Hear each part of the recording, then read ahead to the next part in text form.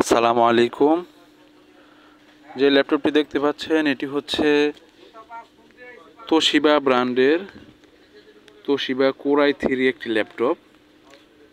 যারা অল্প বাজেটের ভিতরে বড় ডিসপ্লে ল্যাপটপ খুঁজতেছেন তাদের জন্য ফুললি ব্ল্যাক কালার তোশিবা ব্র্যান্ডের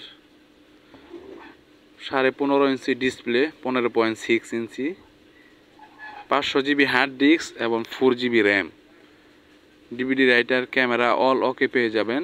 ব্যাটারি ব্যাকআপ পেয়ে যাবেন 2.5 থেকে 3 ঘন্টা, সাথে অরিজিনাল চার্জার পেয়ে যাবেন।